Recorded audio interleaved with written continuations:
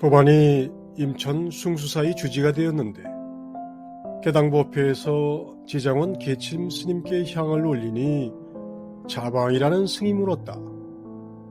오랫동안 장경선사를 징견했는데 지장의 법을 잇는 것은 무슨 까닭입니까? 장경 스님의 만상 가운데 홀로 몸을 드러냈다 하신 설법을 깨닫지 못했기 때문이다. 자방이 불자를 들어보이자 법안이 말했다. 삼남만상을 헤쳐 보이는 것인가 헤쳐 보이지 않는 것인가? 삼남만상을 헤쳐보지 않는 것입니다. 홀로 몸을 드러내 보이면 만상을 헤쳐 보이는 것입니다. 만상 안에 있구나.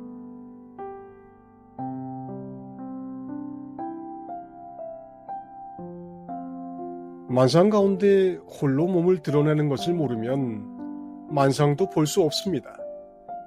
만상은 한꺼번에 보이는 것이 아니라 한순간 한 물건으로 드러내어 우리에게 나타나기 때문입니다. 세상 사물은 그냥 드러나는 것이 아니라 우리 눈, 코, 귀로 보고 듣고 합니다. 그것이 드러남입니다. 그런데 그 가운데 홀로 몸을 드러내는 것은 도대체 무엇일까요?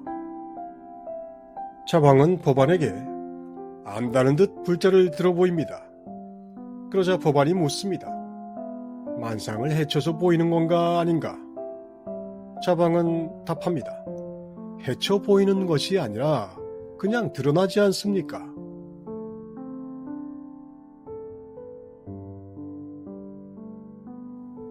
이제 질문이 간단해졌습니다. 자방은 자신이 드러낸 것이 만상을 이리저리 분별해 헤쳐 꺼낸 것이 아니라고 했습니다. 법안은 묻습니다. 그렇다면 홀로 몸을 드러내 보이는 것은 무엇인가? 첫 물음으로 다시 돌아옵니다. 모른다 했더니 안다 알려주었고, 그러자 내가 모르는 것을 네가 보여주는 것이 맞는지 확인하는 것이죠. 자방은 헤쳐 보이는 곳이 몸을 드러내는 곳이라고 말합니다. 감각하는 그곳이 만상의 드러남이라는 대답입니다. 그러자 법안은 말합니다. 그건 마저 만상 안에 있는 것이다.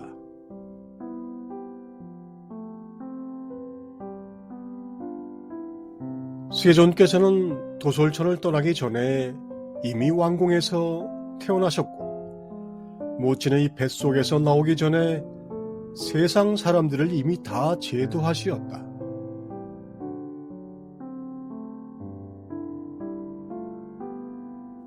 드러내기도 전에 이미 있었다고 한다지만 태어나기도 전에 태어났고 뱃속에서 나오기도 전에 모든 중생을 제도했다고 하니 이 무슨 뻥일까요? 세존의 평소 침착한 설법과는 달리 선종의 경전에 나오는 세존은 마치 뻥쟁이처럼 비치는 것이 꽤나 많습니다. 이 장면도 그렇지 않습니까? 하지만 틀린 이야기가 하나도 없습니다. 세존은 저 세상에서 이 세상으로 오기 전에 이미 태어났고 태어나기 전에 이미 할 일을 모두 마쳤습니다.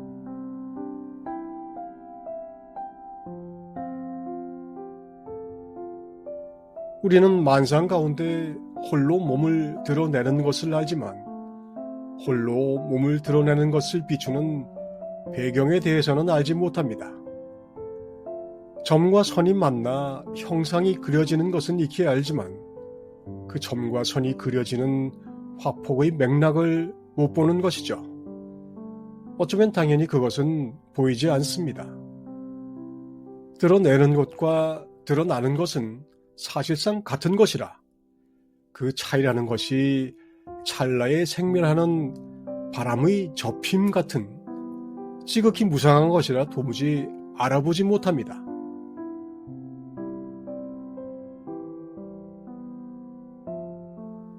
그래서 천희 스님은 세존의 고칙을 들며 말합니다. 이렇게 이야기하는 것도 벌써 평지에서 사람을 빠뜨리는 짓이다. 그런데 녹야원에서부터 시작해 항림에서 열반에 들 때까지 49년 동안 얼기설기 그물을 펼쳤으니 넝쿨 가지에 다시 넝쿨 가지가 생겼구나. 알아보지 못한 것을 헤쳐 보이며 설명을 하려고 하니 그 바람에 세조는 만상 가운데 홀로 드러난 것처럼 너무너무 어렵고도 어려운 넝쿨 가지가 되고 말았습니다.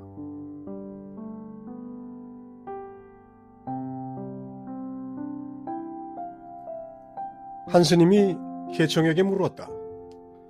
무엇이 달마가 서쪽에서 온 뜻입니까? 홀로 남모르게 애써 강을 건넌다.